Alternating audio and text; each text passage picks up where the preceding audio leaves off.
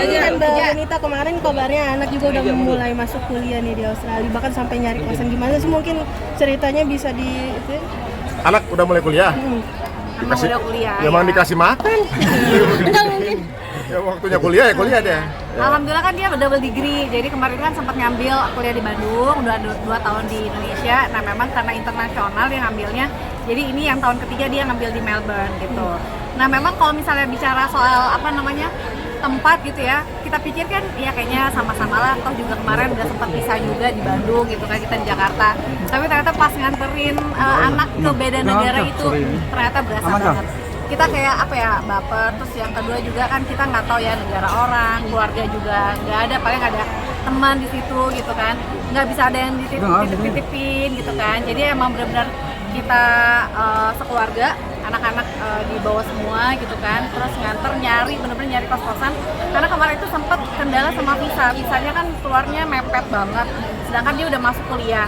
Nah jadi kita mau bayar tempat nginep kan di sana hitungannya tuh per minggu, per week kan. Jadi kalau misalnya kita udah ketemu terus kita bayar, terus ternyata anaknya nggak keluar visa, ya kan sayang aja mubazir gitu. Akhirnya memang pas dapet, kita kayak selang cuma 2 hari kita dapet tiket, langsung berangkat dan langsung cari tempat kos-kosan. Lengkap amat ceritanya. Ya biar dia cepat jadi. Ini jurusannya apa, Mi? Bisnis tetap sama bisnis. Nah, penjelasan double degree mungkin teman-teman ada yang bilang ini kan tahunnya terakhir di ITB, sekarang udah hausnya itu bagaimana? Ya, double degree itu programnya kerjasama ITB dengan Deakin University yang ada di Australia. Memang program itu setengahnya di ITB, setengahnya di Melbourne gitu. Jadi ketika lulus dapat 2 gelar gitu. Kalau di Australia berapa lama sih? Apa? Kalau di Australia nanti berapa lama? 1,5 lah. 1 sampai 1,5 tahun sih. Tapi saya masih suruh dia untuk ambil gelar tertinggi. Mau tahu apa? Gelar sajadah di bulan. Berarti gitu. Apa sih? Itu dia, bisnis itu kan kayaknya semua tuh apa-apa tuh about bisnis ya. Kita mau, dia sebenarnya kan kalau dari dirinya dia tuh dia pengen entertainment juga sih, dia pengen film, dia pengen bikin film, pengen jadi aktor gitu-gitu. Cuma kita bilang apapun itu nanti ujung-ujungnya tuh all about bisnis gitu. Gimana nanti cara dia jualan film, gimana nanti dia dealing sama orang gitu kan. Akhirnya kenapa kita cemplungin dia untuk di bisnis, dan dia pun juga ya udah deh oke, tapi jangan nggak ngebolehin aku untuk terjun entertainment gitu. Kita sih fun karena kita pikir ya Asal udah lulus ya? Iya, asal udah lulus kayak gitu. Jadi ya makanya ambil bisnis. Berarti ketertarikan di dunia ibu bapaknya pun dia udah kepikiran nih, Mi. Iya, Dia tapi beda lumayan. genre, dia nggak suka sama gaya bapak ibunya katanya. Betul, beda. Dia anaknya lumayan idealis Nah, sih. anaknya serius gitu kan. Komedi-komedi enggak. Tapi maunya di media juga ya, nggak apa-apa. Apalagi kan ini nantinya akan LDL ya. Gimana nih? Biasanya akan cuma LDR antar kota, ini antar luar negeri nih, gimana nih? Ya, anak negara ya, itu Cuma dia sih. 6 jam lah ya. Ya lumayan ya, 6-7 jam ya di situ. Tapi ya alhamdulillah sih kita terus video callan. Biasanya malah pas waktu dia di Bandung malah susah telepon-teleponan sama Gavin kan. Tapi pas waktu di sini malah telepon-teleponan gampang, video call mulu. Jadi kayak lebih intens ya malah Dia dia. masih mungkin belum banyak Belum pergaulan gitu adaptasi ya. kan. Masih Terus proses. temennya juga dari Indonesia juga cuma beberapa orang, jadi dia masih adaptasi banget lah. Tapi kita selalu bilang kamu silakan beradaptasi sama siapapun, kenalan sama warga berbagai negara gitu kan, karena nanti kedepannya pasti kamu akan bersyukur kalau kamu punya sosial yang banyak. Dia misalnya rencananya isinya sambil kerja di restoran, Partai gitu ya. Ya, partai. layanin ngusulin makanan-makanan, ngusulin piring gitu lah. Berarti ngizinin ya, Mi, artinya anak-anak untuk part time. Malah kita suruh. Dari dia kuliah saya suruh dagang, nggak mau. Dagang, udah apa aja dagangin aja gitu kan. Baju-baju bekas saya dagangin sama dia. Pre-love. Pre-love. Hilang bajuku. Gitu. Tapi artinya dari segi biaya udah disiapin juga ya, apa memang anaknya Ini yang kan mandiri. Ya, Kalau kita kan biaya tugas kita memfasilitasi. dan Selama alatnya itu masih kemana-mana. kewajiban kita, masih kayak kuliah, terus biaya akomodasi dia di situ tetap. Tapi kita bilang kalau misalnya kamu mau lebih dari itu, mau nongkrong, mau apa, silakan cari sendiri gitu. Jadi kita nggak mau apa ya, nggak mau manjain lah ke dia gitu. Apalagi dia kan udah kepala 2 nih, insya Allah November. Udah 20 ya? Dua ya? Udah 20 gitu ya. Jadi insya Allah kita bilang kamu udah dewasa gitu. Jadi kamu udah bisa nentuin mana yang baik, mana yang enggak, mana kamu bisa ngitung-ngitung kira-kira ini penting atau enggak gitu. Jadi emang kita ngobrol sama dia, dialog sih, diskusi, udah nggak bisa antara ibu dan anak gitu. Jadi udah kayak harus jadi teman. Dibajetin berapa mungkin? Sebulan, Bi, Sebulan di Australia gitu. Apalagi Di sana agak ini ya. Lumayan mahal sih. gak sih sekarang? Di sana aja tuh akomodasi ya, itu yang nggak terlalu wah ya, maksudnya yang sharing gitu ya, itu sekitar 320 per week dolar, 22 per week. 5 juta ya.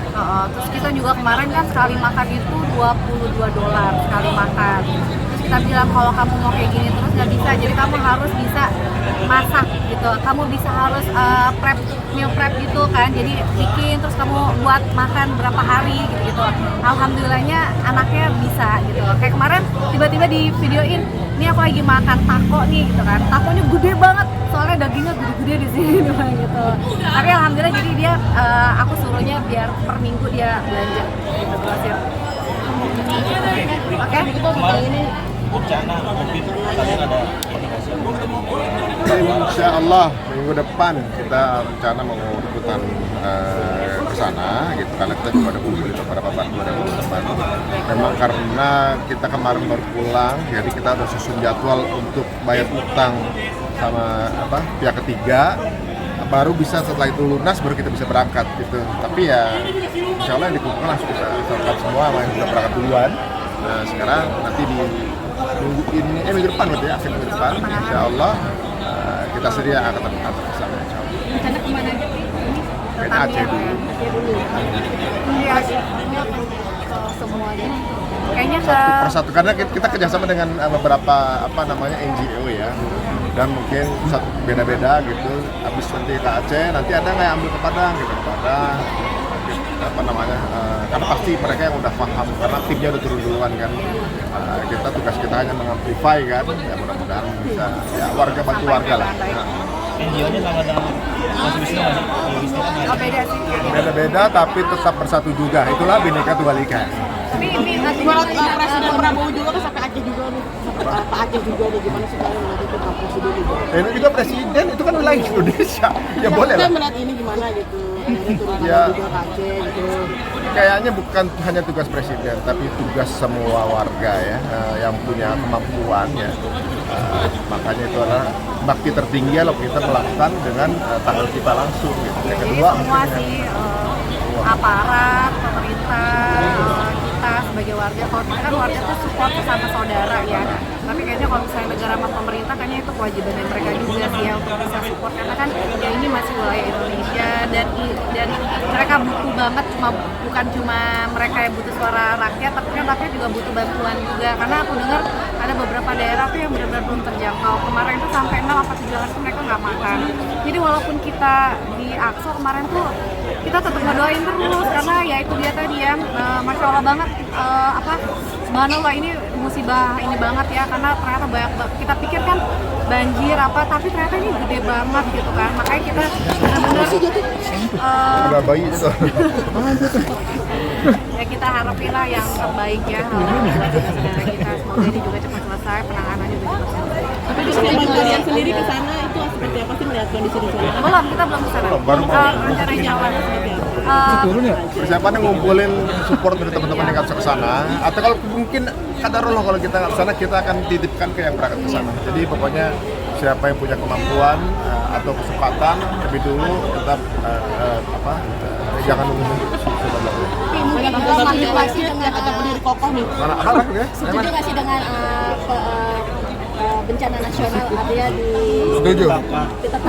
Saya setuju bencana nasional. Ini udah Ini kan masih berdiri, tetap berdiri kokoh.